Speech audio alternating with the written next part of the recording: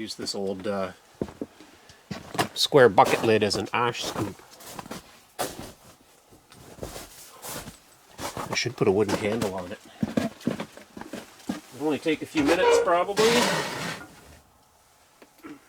The other thing I've done in the past is put a cookie tray under there, and that works. As long as you got good gloves for lifting that cookie tray out after.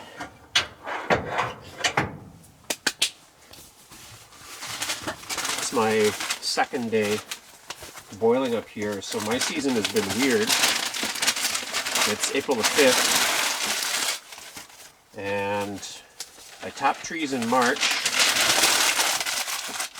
mid-March, and I got a couple days, collected about 200 liters of sap on about 80 trees, I think. And then the weather turned and that shut her down for about 2 weeks. So in the meantime, Ontario's been through 2 ice storms. And some people have been out of power for 7 days. There are like 100,000 people in the province without power still. So that's a pretty long time if you weren't ready for a power outage of any nature.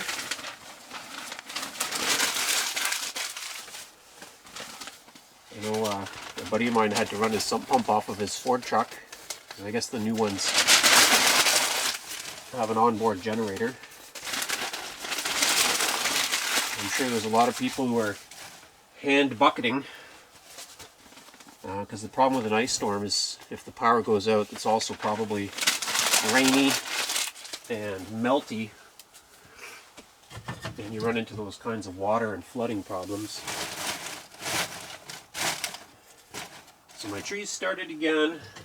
I came up yesterday and I collected about 1/3 of my trees, maybe a little over 1/3 of my trees, and I started a boil.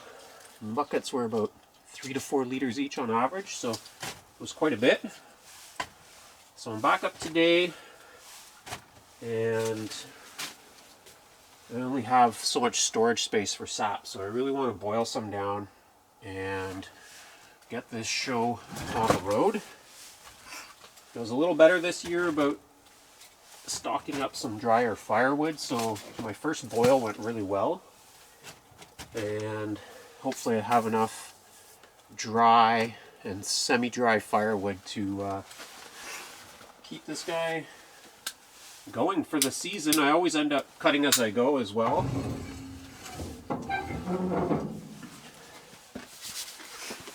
Which just helps to fill in the time. What do we got going on up here? So my sap pan is a little bit over full at the back. I'm going to have to adjust my float valve. Doesn't seem to be stopping where it should. My side float valve seems to be working well, and my syrup pan is looking pretty good. Tara and I, we were smart this year. It's not her fault that I wasn't smart in other years, but did a better job cleaning and covering the evaporator in the spring when we were done, so when we came back there wasn't that big mess of like bugs and junk in there. Yeah, somebody's shooting, eh, Ziggy? Somebody's shooting a 22 on the next property, I think. Anyway, we started with clean pans, and so it was pretty easy to get a quick start on the season. Got the old Lifetime battery, the 50 amp hour one that's running my pump. That battery is charging off of this 40 watt panel. I think it's a 40, it might just be a 20. So I'm using these filters into my storage tank. I have like a sailboat pump, 12 volt pump, so that runs off of that battery, pumps it up into my gravity tank. Oh, that's why. This was pretty full and then it all drained, but it shouldn't have. You can see my float tank is way over full right now. It's even overflowing a bit. I think I probably lost some sap, unfortunately. And we're gonna get this thing boiling, collect some more sap, get some exercise, spend a day in the woods. Hey Ziggy, maybe think about who's shooting over there and what are they shooting at. All right? You guys want to see Ziggy? There's a wet dog with the ever-present raspberry canes in her ears. Hey? Oh, you're a nice doggy. You're a nice doggy. So we're kind of in between needing and not needing snowshoes. Sometimes they just get in the way. They're a little bit tricky to walk around in when you're hauling buckets, which is how we do it up here. So I got just my rubber boots with the Bama socks inside of them. Tuck my pants over my boots so snow can't get into them and I can't spill sap into them. And I gotta manage my layers up here, so if I get chilly, I got my bush tuxedo, the old plaid jacket, and then when I'm working and I get warm, I got a good combo here, so a merino wool layer and then this evaporating layer over top to help keep me dry. So that's a pretty good combo. I got this at sale at Cabela's Bass Pro Canada a couple of years ago, and I wear it all the time. And that merino wool, I wear that all winter.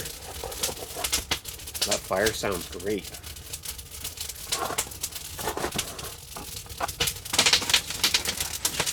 Probably close that damper down a bit. The door gets pretty hot, so I always have like a favorite piece of firewood that I use as a handle.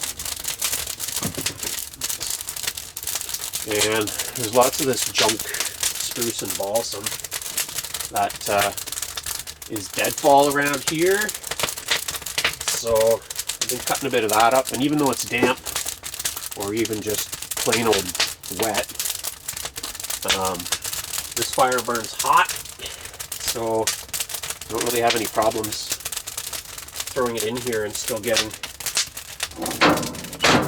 a good boil. That door's not too hot to touch yet.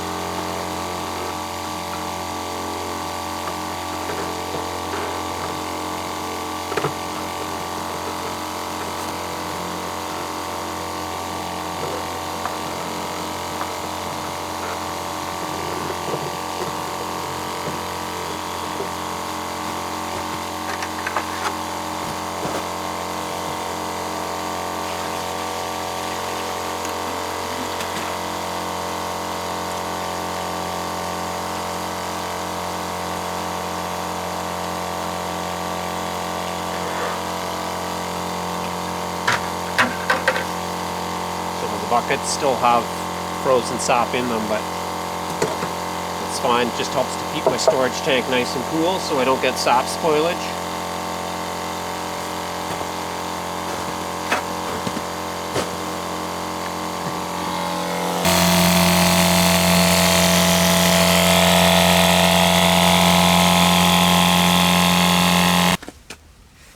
My first sugar bush shelter broke. It broke, and when it broke my level gauge right here, unfortunately. So this screw that attaches on here, it broke off of this main stem piece, and Tara's son welded that back up for me. Look at that beauty weld. I mean, I don't know anything about welds, but it looks good. It looks real good, so I owe that guy some syrup. This goes on here, and then screws on. There's a little rubber gasket on there that's actually a little bit getting in the way of this fitting properly, maybe.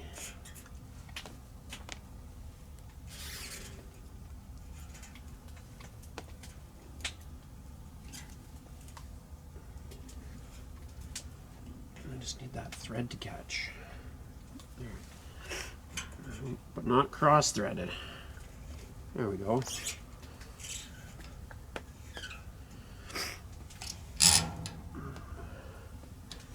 Maybe one more. See if it leaks. So now when I open this up, this is going to fill to the level that it's in the tank, and I can read how high it is off of my pan bottom. Bloop. Right now it's right up there. It looks good. I need to tighten it a bit. It's leaking. It's a lot of work up here, especially because I'm doing the top and bucket system, so everything's hand hauled. Eventually I'm going to get some kind of a motorized thing to help me bring sap, and when I expand the sugar bush, it's all uphill, so I'm planning to do a dump bucket at the top and then run a main line down into a bigger storage tank behind. And that means I can have trees that are tapped pretty far away, but I don't have to carry them all the way back. I can dump them up at the top, and it'll all run down under gravity and save me a lot of walking. So I'm looking at a few different options for things that I can use up here. I don't find a snow machine too helpful because my season runs from snow to mud, and the snow machine is only going to cover part of that. An ATV won't run in the snow, but it'll run in the mud. So I could use a combo, but it doesn't make sense to me to buy or have one of each. So kind of considering something that might be an all-season option. So if you have any ideas, you can drop them in the comment below. A little downtime for a refresher.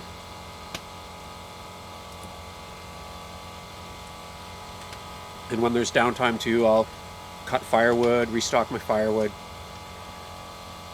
clear some snow, maybe pet Ziggy, things like that.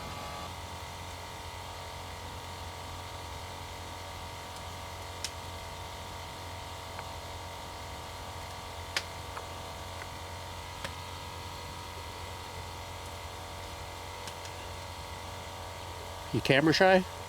Hey Ziggy? There's your pretty face.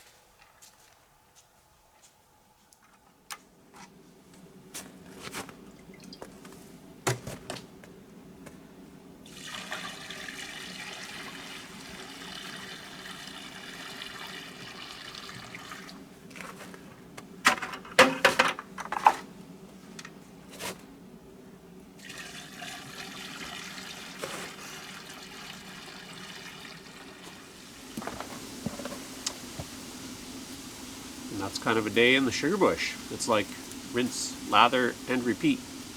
Except that I'm in a pretty long season, and here I go from deep snow to no snow, and you really get to appreciate the change in the seasons as you go through that whole process.